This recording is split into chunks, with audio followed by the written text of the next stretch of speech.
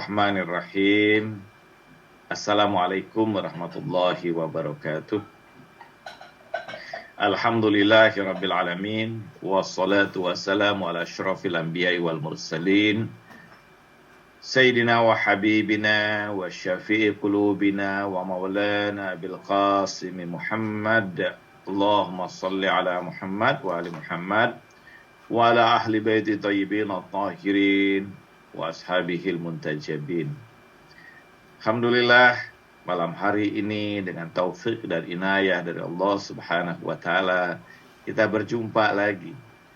Kita kembali menggali beragam hikmah yang Allah paparkan dalam beragam peristiwa, keadaan, bahkan juga dari hikmah yang ada di balik hal-hal yang bersifat zahir ini.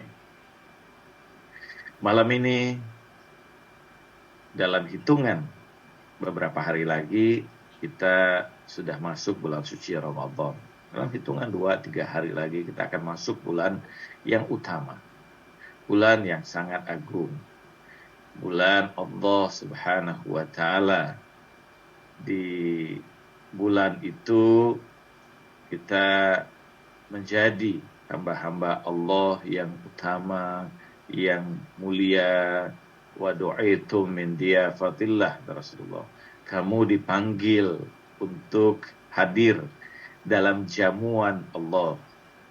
Bulan suci Ramadan, bulan jamuan ilahi. Bulan hidangan ilahi untuk kita semua. Ada banyak tentu saja hadis-hadis, hikmah-hikmah tentang bulan suci Ramadan ini yang mungkin sebelum ini guru-guru kita sudah mengajarkan kepada kita. Kita tentu sangat bersyukur sekali bahwa kita diundang oleh Allah Subhanahu wa taala dalam jamuan yang sangat luar biasa. Dalam jamuan ruhaniyah, jamuan ilahiyah yang pada saat itu tersingkap tabir-tabir yang membatasi antara alam ruhaniyah dengan alam yang zahir ini. Tidak ada bulan yang sangat utama dibandingkan bulan suci Ramadan.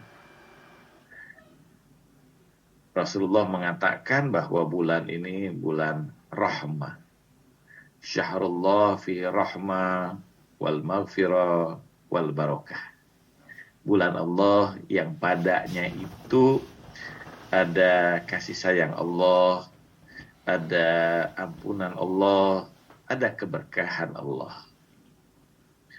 Kita menyebut bulan ini sebagai bulan Ramadan.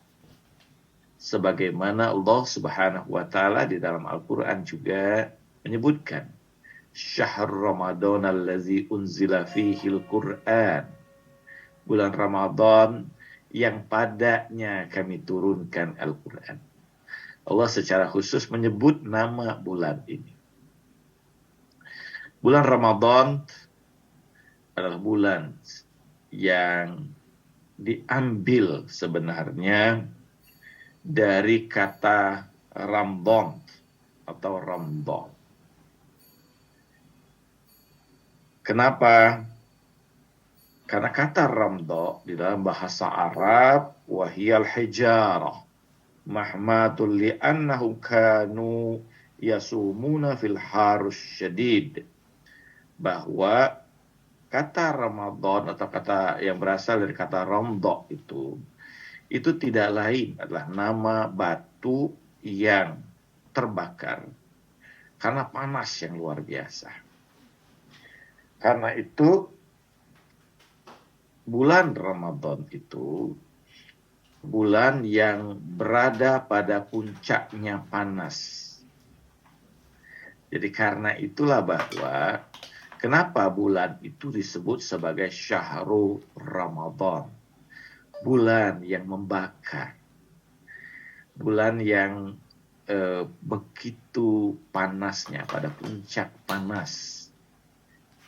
yang kalau batu romdok itu terkena kulit kita, maka kulit kita akan melepuh karena panasnya.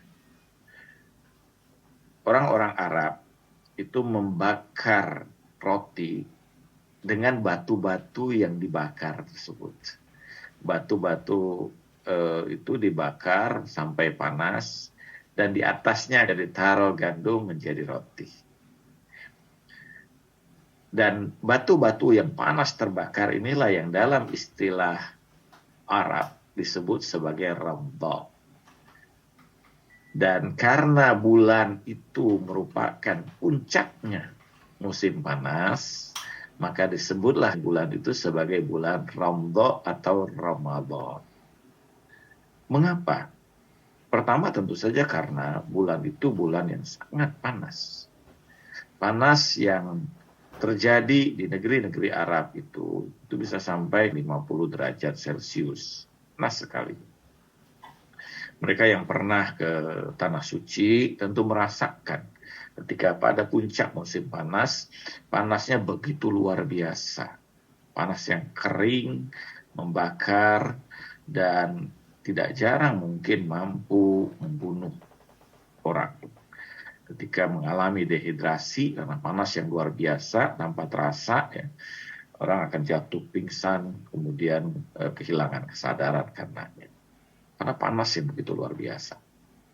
Nah, kenapa bulan itu diwajibkan Allah? Allah menyebutkan bahwa kutiba alaikumus syiyam kama kutiba alal ladzina min qablikum la'allakum tattaqun. Kami wajibkan bagi kamu itu puasa pada bulan itu sebagaimana kami wajibkan pada orang-orang sebelum kamu. Sumia bizalika li'anna yarmadud dunub ay yuhrikuha, yaitu bahwa bulan Ramadan itu dijadikan dengan nama bulan Ramadan, dan Allah tetapkan furida fiha as-saum, diwajibkan padanya itu puasa untuk membakar dosa-dosa kita ini. Sehingga dosa-dosa yang ada pada kita itu terbakar karena kita berpuasa di bulan Ramadan itu. Dia luluh sebagaimana benda yang terbakar itu menjadi abu dan sirna, demikianlah dosa seorang hamba itu dengan melaksanakan ibadah di bulan Ramadan itu, maka dosa-dosa itu berguguran. Dosa-dosa itu terbakar dan hancur. Jalaluddin Rumi menggambarkan bahwa jiwa yang baik, yang memiliki ketinggian rohania, hanya dapat dicapai dengan membakar tubuh. Apa yang dia maksud dengan membakar tubuh itu? Tidak lain membuat tubuh kita ini menjadi lelah. Sebagaimana roti-roti itu menjadi nikmat dengan dibakar, menjadi matang, demikianlah jiwa manusia, kata Rumi, menjadi matang dengan dibakar oleh beragam ujian dan cobaan. Dia hanya menjadi matang setelah melewati demikian banyak ujian kehidupan satu demi satu. Api kehidupan itu bagaikan api yang membakar tubuh Ibrahim alaihissalam dan mematangkan jiwanya.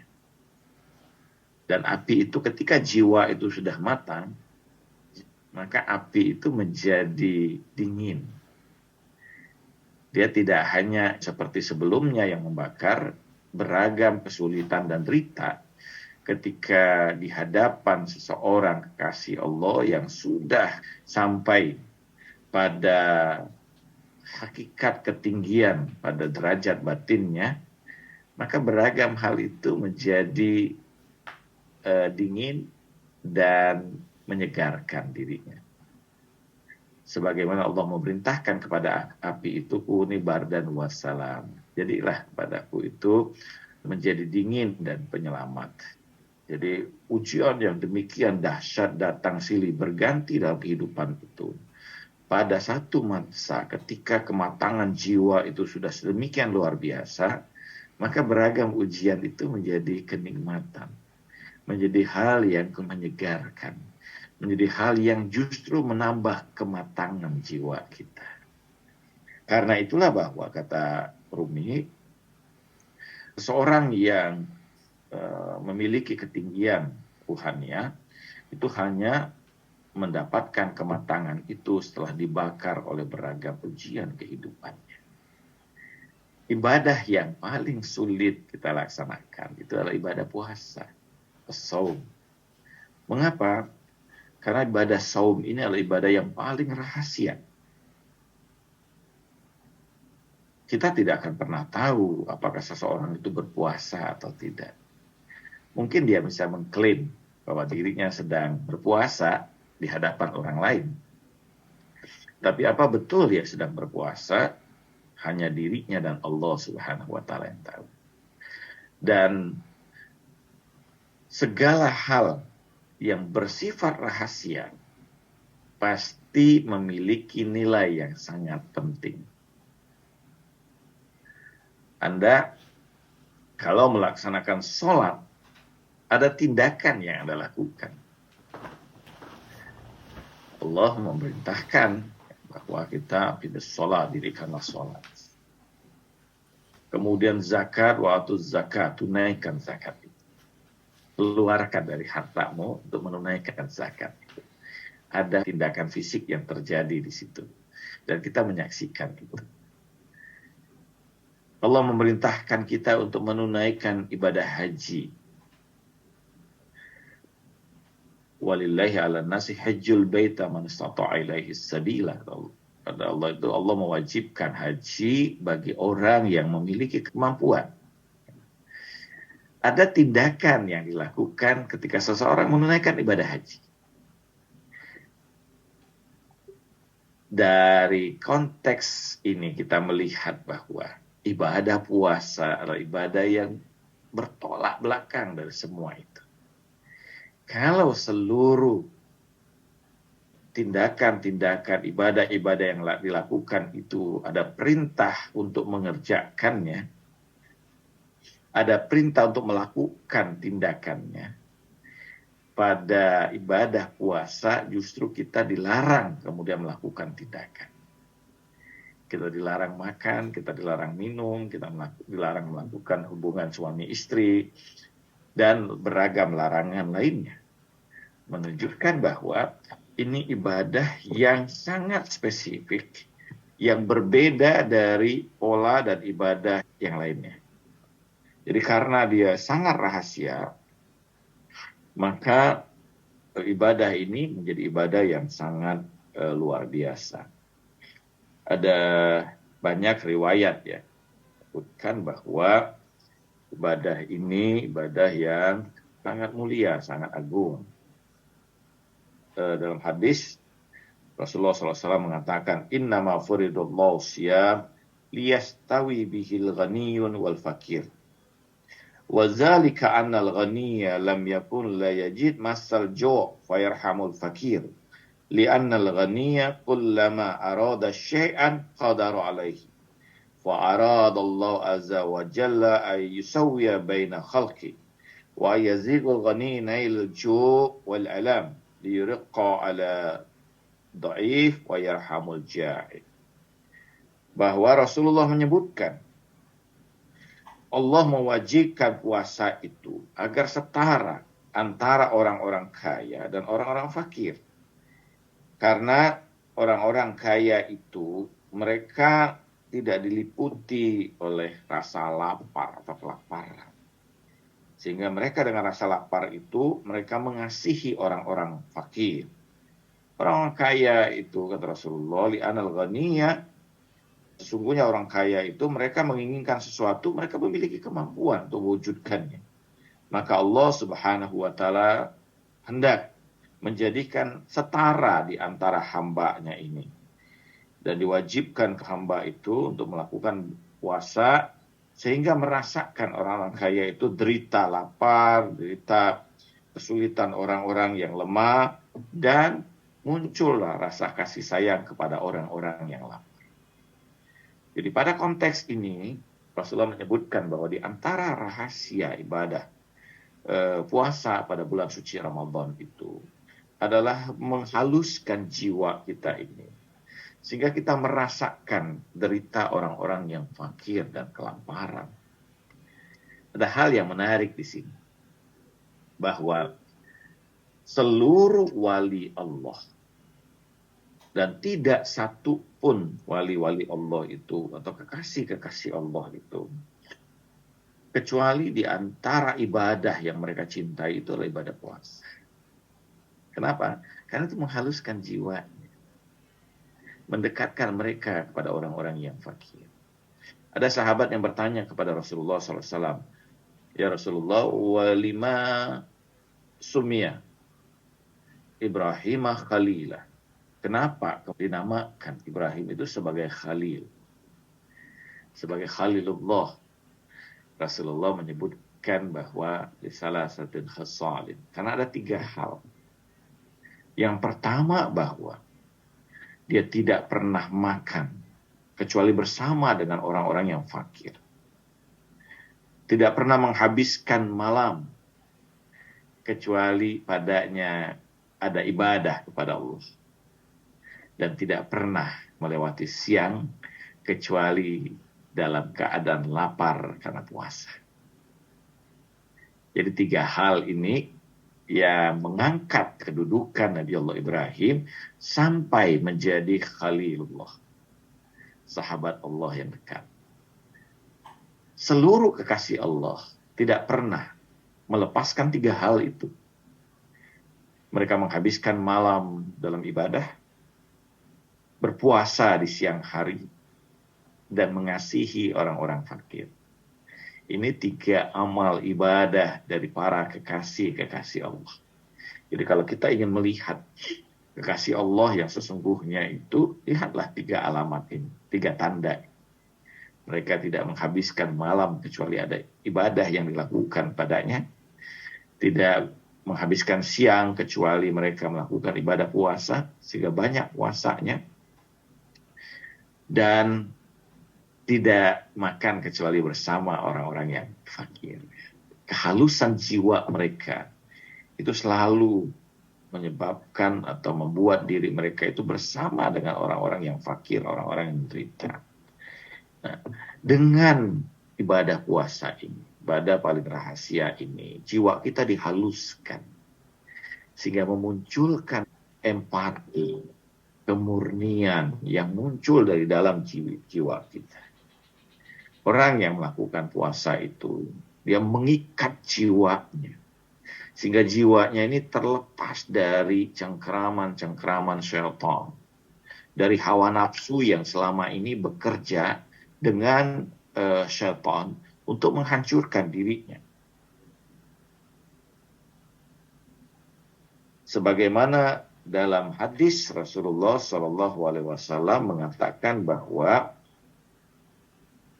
orang yang melakukan puasa itu, dia akan sangat jauh dari syaitan itu. Jadi ketika seseorang itu melakukan ibadah puasa, maka syaitan akan melepaskan dirinya dari mencengkram hamba tersebut. Ada banyak hadis dalam konteks itu yang menunjukkan bahwa bagaimana syaitan itu menjauhi seorang hamba yang melakukan ibadah puasa. Wa qala Rasulullah SAW li ashabihi, ala ukhbirukum bisyai'in in fa'altumuhu taba'ud asy-syaitan minkum kama taba'ud al-masyriq min al-maghrib. Qalu bala ya Rasulullah. Qala as-sawm yusawwidu wajha. Rasulullah mengatakan bahwa tidakkah kalian ingin aku beritakan Satu perbuatan yang sekiranya kamu lakukan, maka setan itu akan menjauhi diri kamu. Seperti jauhnya antara timur dan barat. Para sahabat berkata, bala ya Rasulullah, kami ingin tahu. Rasulullah mengatakan, as-saum yusawidu wadha.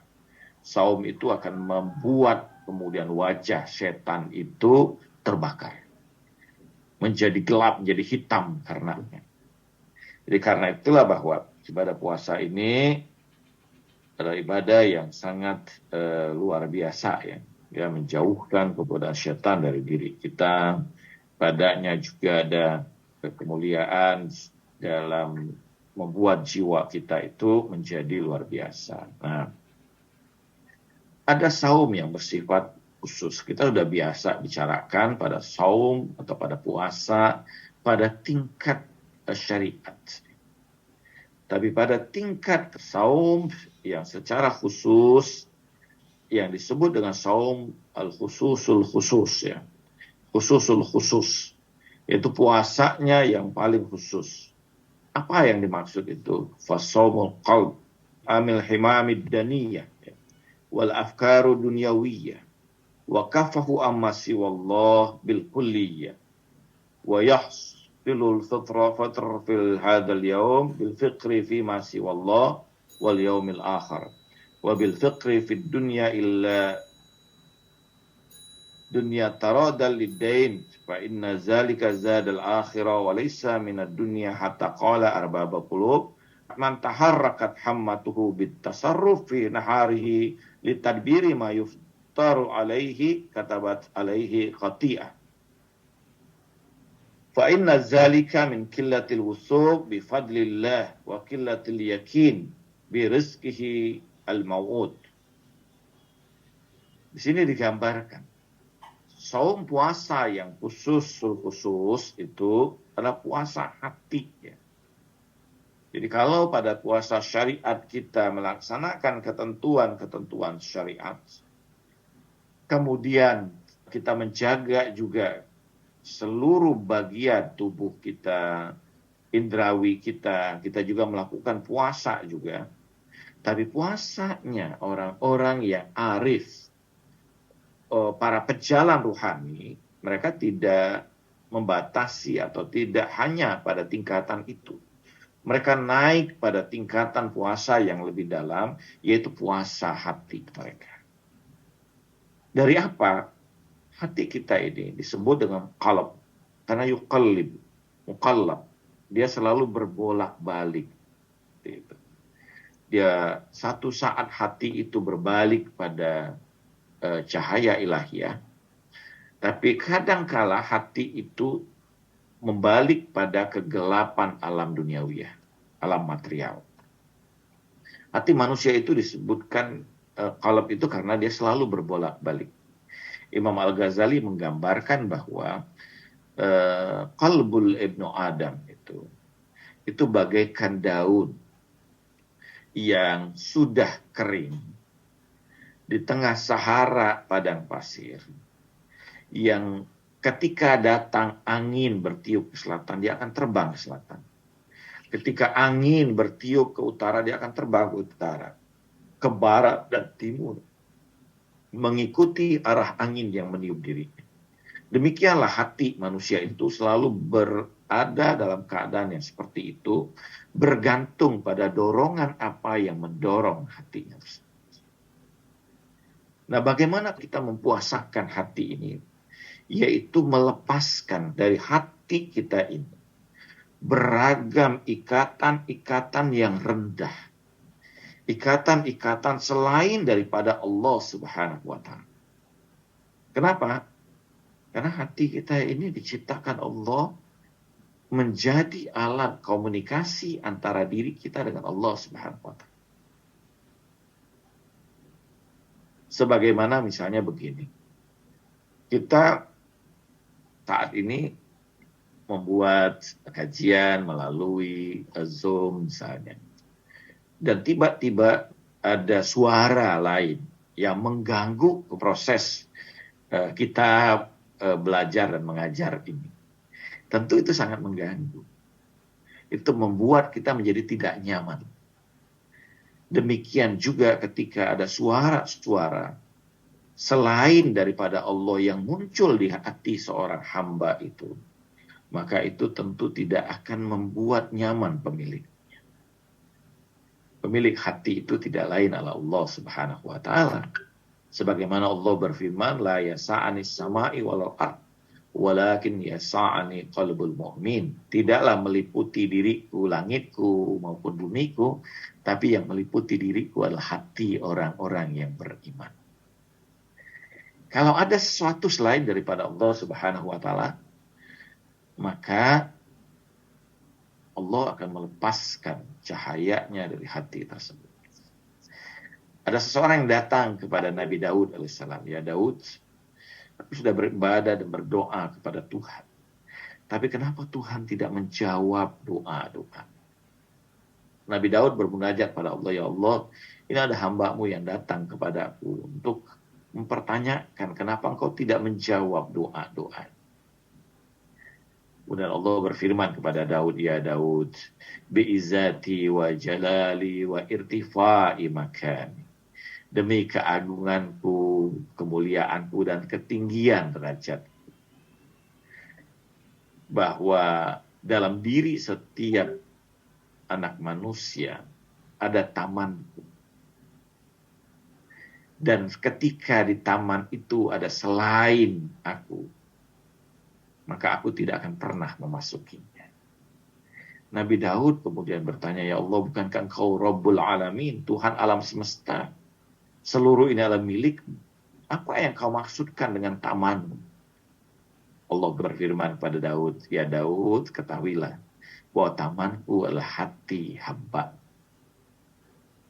Sekiranya di taman ilahi itu kita meletakkan sesuatu selain daripada dirinya, maka itu tentu akan membuat kecemburuan padanya sehingga dia meninggalkan taman. Nah, puasa hati ini kita mencoba untuk melepaskan beragam ikatan-ikatan yang mengikat hati kita ini kepada selain daripada Allah Subhanahu wa taala. Demikian juga kita berpikir tentang segala sesuatu selain daripada Allah. Ya, bukan berarti bahwa ketika kita memikirkan segala sesuatu itu menjadi sesuatu yang salah, tidak. Tapi yang dimaksud dalam konteks ini berpuasa hati, berpuasa pikiran, bahwa pikiran-pikiran kita itu tentang segala hal ini selalu berujung pada kesadaran tentang hakikat ilahi. Dia berawal dari kesadaran ilahi, berujung juga pada kesadaran ilahi. Seorang muwahhid, ahli tauhid, ya, tidak ada apapun yang dia saksikan di seluruh bagian alam semesta, di sudut-sudut hakikat alam ini, kecuali dia saksikan kesadaran ilahi. Segala sesuatu merupakan pancaran diri. Jadi bahwa membersihkan beragam ikatan, cenderungan hati kita, batin kita ini, dan pikiran-pikiran kita ini, untuk kita urai perlahan-lahan. Karena itulah bahwa dalam konteks ini, bulan Ramadan ini bukan hanya sekedar sebuah bentuk kewajiban, tapi adalah upaya ruhaniyah kita yang paling utama adalah melepaskan beragam ikatan-ikatan yang mengikat batin kita ini pada selain daripada Allah Subhanahu wa taala. Sehingga cahaya ilahi itu akan masuk pada diri kita. Kita hanya memasukkan pikiran-pikiran, kesadaran-kesadaran yang hanya tertuju kepada Allah Subhanahu wa taala. Bukankah kita harus memikirkan hal-hal yang lain? Iya. Tapi bagaimana kita berupaya pada bulan Ramadan ini, bulan yang membakar jiwa kita, supaya jiwa kita itu betul-betul tawajuh ilallah, tertuju hanya kepada diri Allah Subhanahu wa taala. Karena seseorang berjalan ruhaniah, ketika hatinya tertambat kepada selain daripada Allah Subhanahu wa taala, apapun bentuknya itu, maka dia telah melakukan keburukan, dia melakukan kesalahan. Man taharakat himmatahu bitasarufi binaharihi litadbiri ma yaftaru alaihi katabat alaihi khati.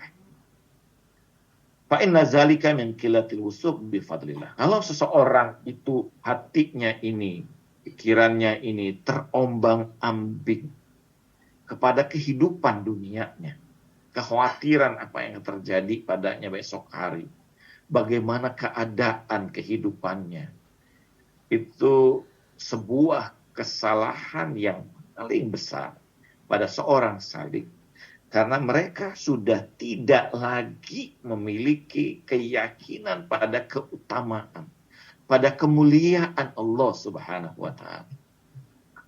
Seorang yang memang punya keyakinan pada Allah, mereka tidak akan gelisah. Saya pernah mengisahkan bagaimana seorang anak, ketika dia yakin ada orang tuanya di dekatnya, maka dia akan bermain dengan nyaman. Dia tidak peduli apapun. Kenapa? Karena dia memiliki keyakinan bahwa di situ ada orang tuanya yang dekat dengan dirinya dan akan menjaga dirinya dari beragam hal yang membahayakan. Ketika seseorang salik itu punya keyakinan seperti itu kepada Allah Subhanahu wa Ta'ala, maka tidak akan muncul rasa khawatir, was-was pada diri. Orang yang timpa rasa was-was ini akan sangat berbahaya. Dia tidak akan pernah menemukan rasa ketentraman pada jiwa. Dia tidak akan menemukan ketenangan. Karena itu, ketika Allah Subhanahu wa Ta'ala berfirman dalam Al-Quran, Allah memerintahkan kita untuk berlindung kepada Tuhan yang Tuhannya, Robnya Al-Falak, La'udzubirabbil Falak.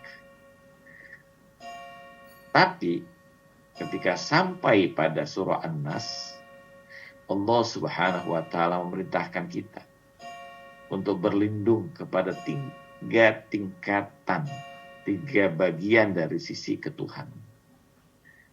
Qul a'udzu birabbin nas. Katakan, aku berlindung pada Robnya manusia. Malikin nas, penguasanya manusia. Ilahin nas, Tuhannya manusia. Dari apa? Min syarril waswasil khannas. Dari keburukan waswas kita. Sehingga hati seorang itu terombang-ambing dalam keadaan waswas, dalam keadaan khawatiran, karena qillatul wusuk. Dikitnya keyakinannya kepada kemuliaan Allah Subhanahu wa Ta'ala. Nah, karena itulah bahwa seseorang yang melakukan ibadah puasa qalbiyah ini, dia mencoba untuk melepaskan beragam ikatan-ikatan yang mengikat batinnya. Sebagaimana dalam hadis dikatakan juga dari Rasulullah SAW bahwa as-saum kasrul hawa liyaqwiyan nafs ala taqwa. Bahwa puasa itu adalah pemotong hawa nafsu ini dan menguatkan jiwa dalam ketakwaan. Jadi ketika Allah berfirman la'alakum tattaqun, bukan berarti bahwa kita tidak bertakwa, tapi takwa yang dihasilkan melalui proses ibadah puasa ini adalah ketakwaan yang bersifat ruhania yang paling tinggi, di mana jiwa kita itu mampu melepaskan seluruh jenis ikatan-ikatan kecuali ikatan kepada Allah semata. Membersihkan seluruh hal yang mengikat kita. Sehingga beragam kesadaran-kesadaran duniawi kita ini tidak lagi mengganggu batin kita. Dalam hadis yang lain, Rasulullah mengatakan bahwa as-shaum yumitul hawa. Puasa itu mematikan dorongan hawa nafsu yang ada pada diri kita. Karena itu bahwa dalam konteks ini kita melihat bagaimana keutamaan, kemuliaan yang paling luar biasa. Jadi selain tentu ada tingkatan, pada tingkatan syariat, thariqah, dan hakikat. Tingkatan khususul khusus ini adalah tingkatan hakikat. Kita tidak sekedar berpuasa hanya dalam konteks menghilangkan pada tingkat tarekat itu mengendalikan pikiran kita, imajinasi kita, maupun indera batinnya kita. Tapi pada tingkat yang paling tinggi itu bagaimana kita mengendalikan hati kita ini. Karena hati manusia ini dia adalah sumber kesadaran hakikat dirinya. Dalam hadis yang lain, Rasulullah SAW mengatakan bahwa ista'inu bis-sabri was-shalah. Qala ya'ni bis-sabri saum. Minta bantuan Allah. Jadi ista'inu itu adalah isti'anah, itu kita meminta bantuan dari Allah Subhanahu wa taala bis-sabr was-shalah. Dan sabar itu kata Rasulullah tidak lain adalah saum. Puasa ini adalah kendaraan ruhania yang paling cepat menghubungkan antara diri kita dengan Allah Subhanahu wa taala. Dan kenapa puasa itu diletakkan oleh Allah Subhanahu wa taala pada bulan Ramadan itu? Karena itu betul-betul membersihkan rohaninya seorang. Panas yang membakar jiwanya itu membuat rohaninya itu menjadi matang. Dengan proses rohania yang kemudian sulit itu, maka dirinya akan berada dalam kemurnian yang luar biasa, ya. Kemurnian, kesucian, kejernihan.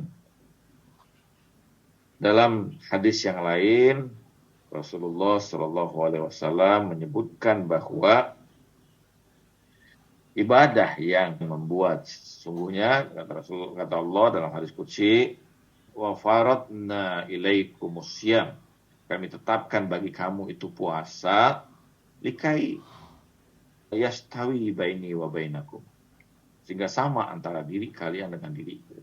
Kenapa? Karena Allah Subhanahu wa taala itu tidak makan dan tidak minum, dan Allah Subhanahu wa taala itu dalam kesendirian, dalam kemutlakannya. Nah, kita dilaksanakan ibadah itu, kita melepaskan diri kita ini dari makan dan minum, dan kemudian melepaskan keserikatan kita, hubungan kita dengan pasangan kita, sehingga kita betul-betul dalam ketunggalan bersama dengan Ilahi. Ibadah puasa ini adalah ibadah yang begitu dahsyat, ya, merubah jiwa kita. Man shoma syahr Ramadan imanan wa ihtisaban wa kafa sam'ahu wa basarahu wa yadahu anin nas qabala Allah saumahu wa ghafara lahu ma taqaddama min dzambihi wa ma ta'akhkhar wa atahu thawabus sabirin. Dalam hadis dikatakan bahwa barang siapa yang berpuasa pada bulan Ramadan dalam keimanan dan kesungguh-sungguhannya, menjaga pendengarannya, penglihatannya, walisanahu, ya, lisannya juga dari manusia, maka Allah Subhanahu wa taala akan menerima seluruh ibadah puasanya itu, mengampuni dosa-dosa yang dahulu dan yang akan datang, dan Allah akan memberikan dia masuk dalam golongan orang-orang yang sabar. Ini beragam riwayat yang menyebutkan dia menjadi orang yang berpuasa itu dalam kedudukan yang sangat mulia. Nah, kita sudah melihat bahwa Ramadan pada hakikatnya bulan yang membersihkan seluruh jiwa kita, batin kita. Puasa di bulan Ramadan itu Allah letakkan untuk menggugurkan, membersihkan seluruh kotoran-kotoran kita. Pada tingkatan syariat kita sudah mengetahuinya. Pada tingkatan tarekat, puasa itu adalah bagaimana kita mempuasakan pikiran kita, imajinasi kita, dan indera-indera batin kita. Termasuk pada tingkat ini mempuasakan juga ingatan kita. Seperti apa? Untuk melepaskan ingatan-ingatan yang jelek dan memasukkan ingatan-ingatan yang positif ke dalam jiwa. Pada tingkat yang ketiga, itu disebut dengan saumul khusus, ya. Itu saum pada tingkat hakikah, yaitu kita mempuasakan hati kita ini. Melepaskan hati kita pada tingkat pertama, melepaskan hati kita itu dari beragam ikatan yang mengikat kita. Salah satu di antara hal yang membuat kesulitan seseorang itu ketika berada dalam sakratul maut adalah hal-hal yang mengikat hatinya. semakin kuat ikatan hatinya itu kepada selain daripada Allah, semakin berat dia melewati sakaratul maut. Tetapi semakin ringan ikatan itu kepada selain daripada Allah, maka semakin mudahlah kematian itu bagiku. Karena itu bagian dari sebuah proses perjalanan rohani. Karena itu bahwa yang pertama pada konteks ini, dia melepaskan ikatan-ikatan yang mengikat batinnya. Pada tingkatan yang lebih dalam lagi, pada tingkatan kedua, pada saumul khususul khusus, saumul qalb itu, mengarahkan hatinya hanya untuk menerima cahaya ilahiyah. Karena pada konteks ini, pada bulan suci Ramadan ini, tersingkap antara alam ruhaniah dengan alam batin ini. Dia saat di mana disebutkan Al-Quran sebagai syahid wal mashhud. Bagaimana Allah itu menjadi penyaksi dirinya, dan dirinya berada dalam kesaksian Allah. Tidak ada batas padanya. Tidak lagi ada batas antara alam material dan alam ruhaniah. Karena itulah bahwa Allah mengatakan pada surah Al-Qadr, Allah mengatakan bahwa inna anzalnahu fi lailatul qadr wa ma adraka ma lailatul qadr, lailatul qadri khairum min alfi syahrin tanazzalul malaikatu waruhu fiha. Allah turunkan semua malaikat dan ruh padanya, karena di alam itu memang tidak ada batas lagi antara alam material dan ruhaniah. Terjadi kelipatan yang begitu luar biasa, lompatan yang begitu luar biasa pada bulan suci Ramadan. Ibadah yang Anda lakukan di bulan yang lain sangat berbeda dengan apa yang dilakukan di bulan Ramadan. Bernilai berkali-kali lipat. Bahkan Allah mengatakan, likulli hasanatin falahu asrun amsalihah. Illa siyam wa somli wa ana adzibihi. Bahwa setiap kebaikan itu aku lipat gandakan 10 kali lipat. Kecuali puasa. Puasa itu hanya untukku. Dan akulah yang menjadi ganjarannya. Tidak ada ganjaran yang paling luar biasa kecuali adalah perjumpaan dengan Allah. Bagi seorang kekasih, apapun selain daripada Allah tidak memiliki nilai apa. Dan puasa itu adalah bagaimana menghubungkan antara diri kita dengan hakikat ilahi ini. Jadi bagaimana kita pada tingkat puasa qalb ini mengarahkan jiwa kita betul-betul pada kesadaran ilahi, sehingga cahaya ilahi itu akan masuk dalam diri kita. Dan yang ketiga, tingkatan yang ketiga adalah melepaskan seluruh kesadaran yang selama ini ada dalam batin kita, kecuali kesadaran ilahi. Ketika seseorang mampu melepaskan semua kesadaran itu, yang muncul pada saat yang sama tidak lain adalah hakikat ilahi. Kita ini dalam hubungan kita dengan Allah Subhanahu wa Ta'ala, kalau kita melepaskan di dalam batin kita itu segala sesuatu selain daripada Allah, maka sebanyak itulah cahaya ilahi akan masuk pada kita. Semakin kita melepaskan kesadaran kita selain daripada Allah, semakin luar biasa cahaya ilahi itu akan masuk ke dalam jiwa kita, ke dalam batin kita. Dan ketika seluruh apapun kesadaran itu yang selama ini mungkin masuk ke dalam jiwa kita, dan kita bersihkan kesadaran-kesadaran itu, maka pada saat itulah muncul kemutlakan ilahi pada diri kita. Jadi karena itulah bahwa sekali lagi kita memasuki bulan Allah, bulan ruhaniah yang sangat dahsyat, sangat luar biasa, dan maka masuklah ke dalamnya itu dengan satu kesadaran bahwa kita tengah melakukan sebuah proses perjalanan ruhaniah menuju Allah Subhanahu wa Ta'ala. Al-Imam Ali alaihissalam mengatakan, la taqulu Ramadan, jangan kamu hanya berkata Ramadan, fa innaha ismun min asma'illah, karena Ramadan itu adalah satu nama di antara nama-nama Allah. Dan ketika kita masuk bulan Ramadan, Imam Ali mengatakan kita masuk ke dalam nama-nama ilahi. Ini sebuah perjalanan yang sangat luar biasa, sangat dahsyat. Dan sebagai penutup, Ayatullah Jawdi Amuli mengatakan bahwa masuklah ke dalam bulan Ramadan itu dengan membuka batin. Maka engkau akan menyaksikan beragam hal yang sangat luar biasa pada bulan Ramadan ini.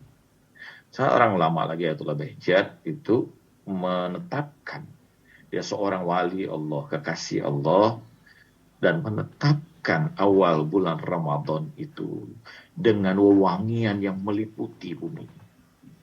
Jadi ketika Ramadan tiba, maka wewangian begitu luar biasa datang dan menyelimuti seluruh permukaan bumi. Dan dia mengakhiri bulan Ramadan itu dengan sirnanya, kemudian wewangian yang selama 1 bulan itu meliputi muka bumi. Wewangian itu tidak lain adalah wewangian dari surga ilahi yang sangat luar biasa. Dalam penggambarannya, ketika seseorang menciumi wewangian itu, maka tidak ada wewangian apapun yang mampu menandingi wanginya ruh dari bulan suci Ramadan. Mudah-mudahan kita semua dapat menciumi wewangi dan semerbak bulan suci Ramadan ini dan menapaki sebuah proses ruhania di dalam hari-hari, saat-saat, malam-malam yang lebih utama dan mulia dari hari-hari, saat-saat, dan malam-malam di bulan-bulan yang lain. Wassallallahu ala sayyidina Muhammad wa tahirin walhamdulillahi rabbil alamin. Alhamdulillahirabbil alamin.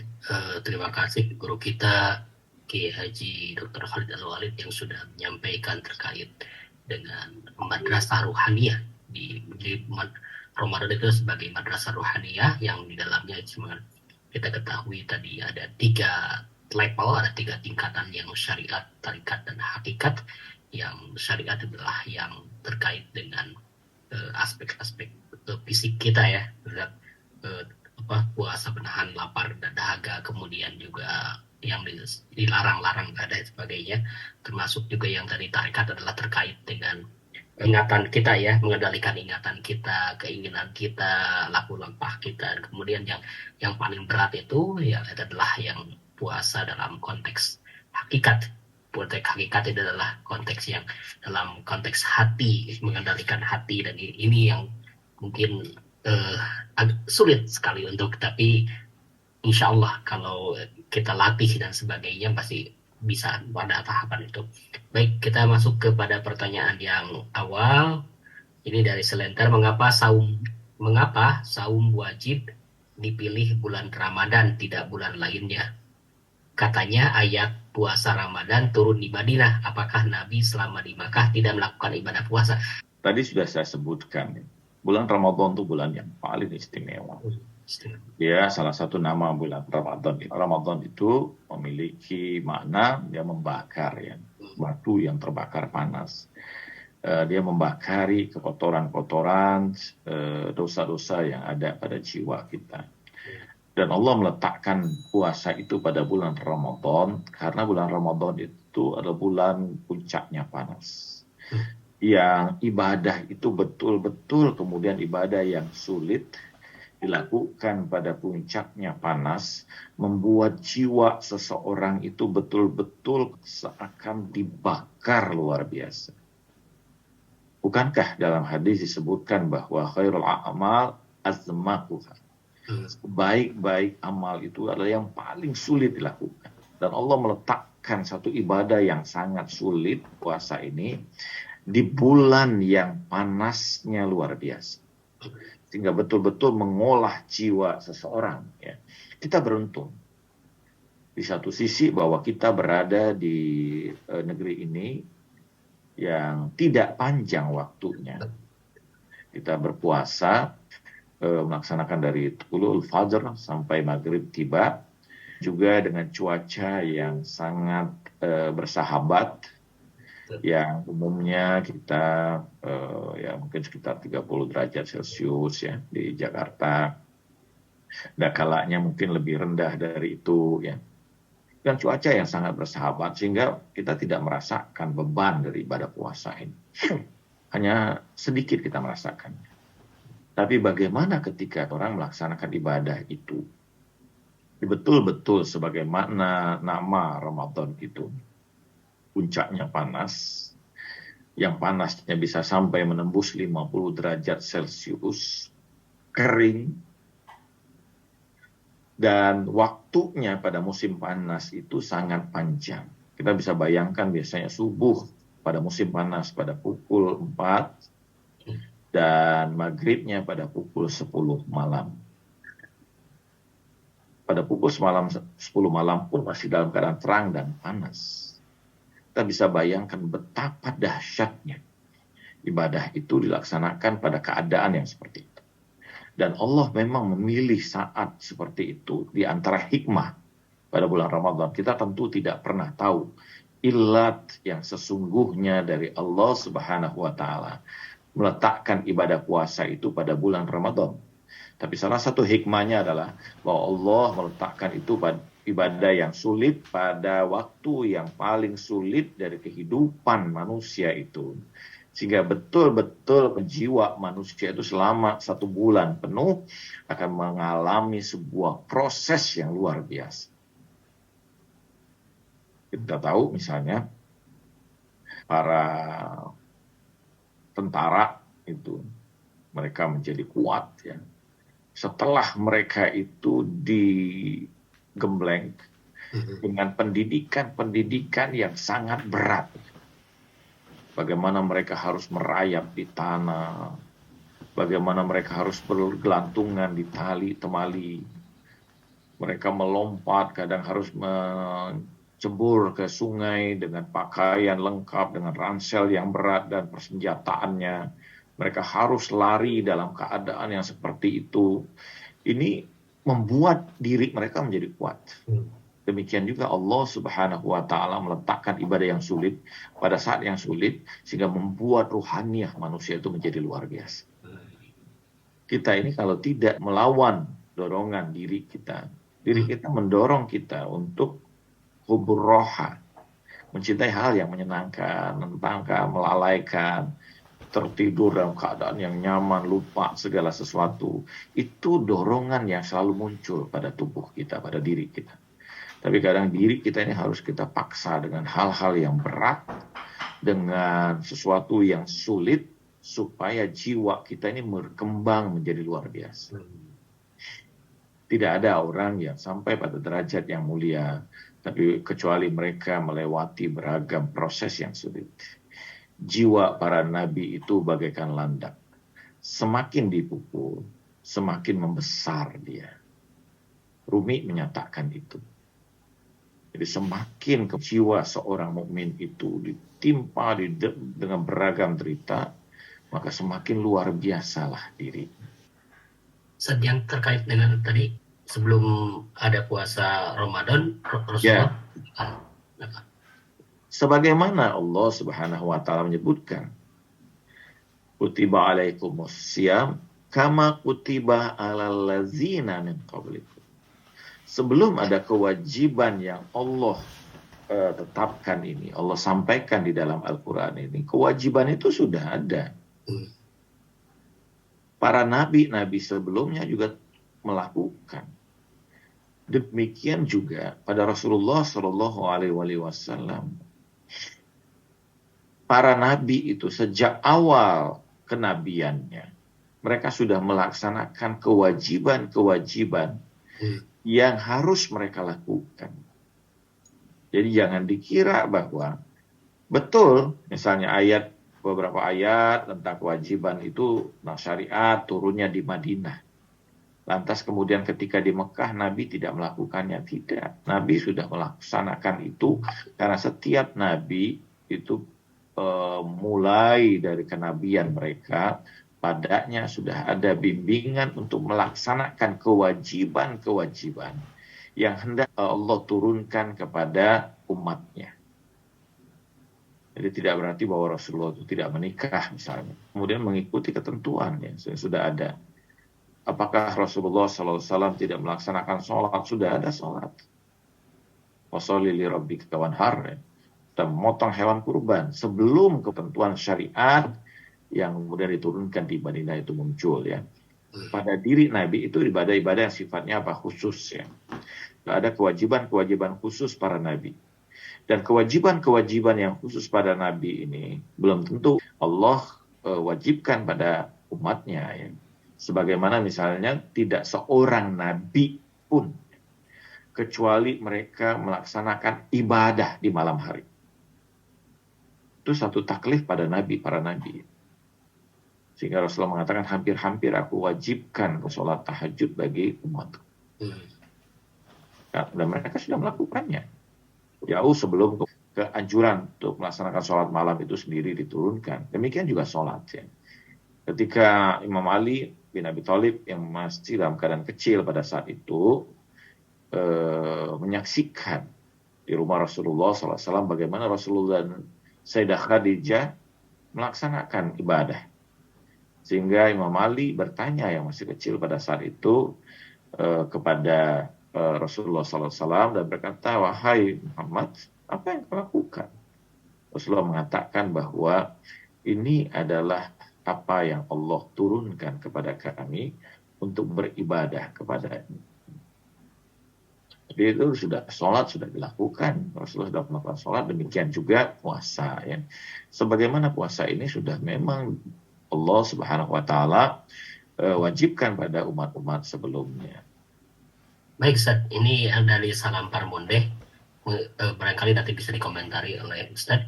Sejak saya tahu bahwa Nabi Muhammad SAW berpuasa full di bulan Rajab dan Sya'ban, maka sejak saat itu saya juga berpuasa maksimal full 1 bulan penuh di Rajab dan Sya'ban.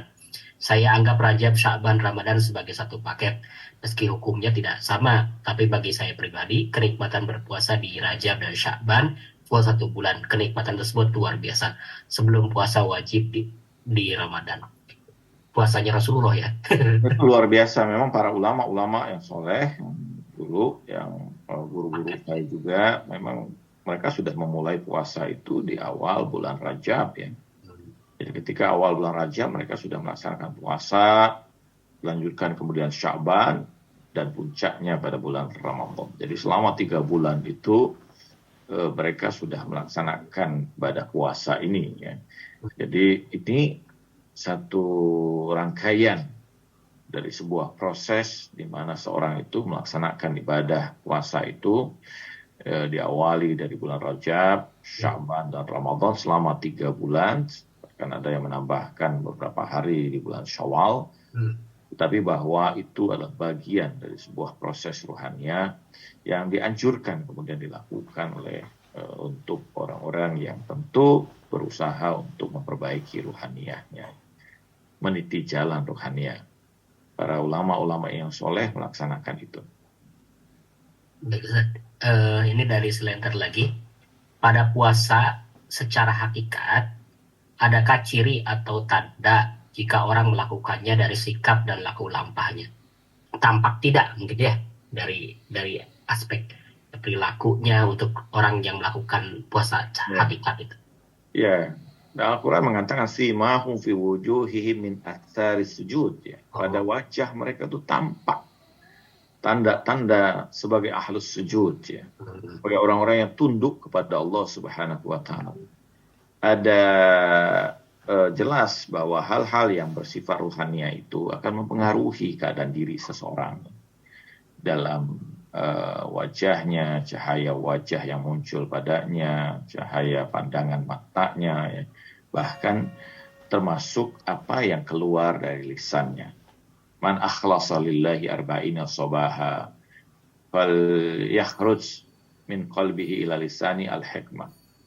Bahwa orang yang selalu menjaga keikhlasan selama 40 pagi, maka akan keluar dari hatinya itu hikmah menuju lidahnya. Demikianlah bahwa seorang yang memang mengelola hatinya itu secara ruhania dalam ibadah puasanya itu akan memunculkan hal-hal yang tentu saja berefek, ya, kepada zohirnya dan memiliki pengaruh ruhania. Kita bisa membedakan itu bahwa apakah orang ini memiliki kedalaman, ketajaman ruhaninya, akan terasakan ketika kita membuka hati kita di dekat orang-orang yang seperti itu. Wajah mereka memberikan keteduhan, kenyamanan, ya, mengingatkan kita kepada Allah Subhanahu wa Ta'ala. Saya menyaksikan beberapa ulama-ulama yang soleh, bagaimana wajah mereka betul-betul mengeluarkan cahaya ilahiyah yang sangat luar biasa. Yang memandangnya itu betul-betul menyerap satu energi yang luar biasa, yang seperti atau seakan mengangkat kesadaran kita pada kesadaran yang lain. Saya menjumpai beberapa ulama-ulama yang seperti ini, ulama-ulama yang memang menjaga diri mereka, melepaskan ikatan hati mereka dari kehidupan dunia ini, dan mereka menjaga hubungan batin mereka dengan Allah Subhanahu wa Ta'ala. Maka tampaklah hal-hal yang luar biasa itu pada diri mereka. Mereka tidak mengumbar klaim, ya. Tidak mengumbar beragam pernyataan-pernyataan yang aneh. Bahkan mereka menyembunyikan beragam rahasia di dalam batinnya, tapi apa yang tampak pada dirinya berbeda dari apa yang kita saksikan pada orang-orang yang lain. Baik Ustaz, ini ada 2 pertanyaan lagi. Yang pertama dari Pak Ahsin Muhammad. Izin bertanya Ustadz, apakah puasanya kaum-kaum sebelum umat Islam sama cara dan aturannya dengan puasa dalam syariat Islam? Ya. Beberapa menyatakan bahwa apa yang ada pada puasa yang sebelum kemudian itu juga sama, ya. Tapi mereka umumnya, ya, sebenarnya mirip juga dengan apa yang digambarkan oleh Al-Quran, ya, bahwa Al-Quran memerintahkan kita, ya, bahwa wa'atimus siyamakum ilal lail, ya, dan sempurnakanlah puasa kamu sampai malam. Dan itu juga puasa yang dilakukan misalnya oleh kalangan-kalangan Yahudi. Mereka hanya berbuka ketika gemintang itu sudah tampak di langit. Dan itu dilakukan oleh umat-umat terdahulu. Puasa mereka itu sampai bukan hanya ketika ghurub, tapi sampai melebihi itu ketika mulai menjelang malam, ya. Ketika gemintang itu sudah tampak di langit, di saat itulah mereka mulai berbuka. Jadi itu dilakukan, ya. Berapa kadar lama waktunya itu berbeda satu dengan yang lainnya. Ada perbedaan. Bahwa pada kalangan-kalangan di Yahudi misalnya, kewajiban puasa itu, satu, mereka wajib melakukan puasa itu ketika melakukan dosa, ya. Yang kedua, ada kewajiban secara khusus pada mereka itu puasa pada waktu-waktu tertentu, ya. Dan sama, jadi seperti misalnya pada kaum Bani Israel yang dibawa oleh Nabi Musa alaihissalam melewati lautan itu, dan kemudian mereka tersesat, ya. Di situ turunlah kewajiban bagi mereka untuk melaksanakan puasa. Dan puasa yang dilakukan itu waktu pada masa Nabi Musa alaihissalam itu begitu lama, ya. Ada kewajiban pada umatnya Nabi Isa alaihissalam, kalangan Hawariyun itu, untuk melaksanakan ibadah puasa selama 3 bulan. Yang itu kemudian diperpendek sampai dengan kemudian puasa pada hari Paskah. Itu kita tahu bahwa kewajiban itu kemudian pada kaum muslimin, ya. Nah, kewajiban pada masa-masa puasa itu sebelum kemudian Islam diturunkan di masa itu juga, bahwa itu Rasulullah SAW sudah melaksanakan itu, ya, karena itu memang dari sunnah yang tradisi yang memang sudah ada pada atau berasal kemudian dari Nabi Ibrahim alaihissalam, ya, sampai kepada Rasulullah SAW dan dijaga oleh kalangan Bani Hashim ibadah untuk melaksanakan puasa tersebut. Oke, baik Ustaz, ini yang dari Bu Nia Khurani yang terakhir mungkin. Bagaimana cara efektif untuk membuka batin kita dalam menyambut Ramadan, apakah ada doa khusus? Ya, yang pertama tentu saja ketika kita ingin membuka batin kita, maka kita harus menutup indera-indera kita ini dari hal-hal yang diharamkan Allah Subhanahu wa taala. Ini yang paling mendasar tentu saja. Maka dengan itu akan terbuka kemudian hal-hal yang bersifat batin secara perlahan. Yang kedua, tentu saja yang paling luar biasa adalah bagaimana kita selalu di dalam saat-saat dan waktu-waktu di bulan Ramadan ini mengikatkan diri kita dengan ayat-ayat Allah, dengan Al-Quran. Dan yang ketiga, tentu saja ada doa-doa di mana kita mengawali malam itu dengan membaca doa iftitah. Ya. Bahkan setiap malam bulan Ramadan itu kita dianjurkan untuk membaca doa iftitah. Di pertengahan malamnya ketika sahur itu ada doa sahar, ya. Itu dianjurkan, dan kita dianjurkan juga untuk pada malam-malam ganjil 10 terakhir untuk membaca doa Joshan Kebir, ya, doa yang berisikan 1000 nama Allah Subhanahu wa taala. Dan satu hal yang sangat mendasar dan sangat penting, ya.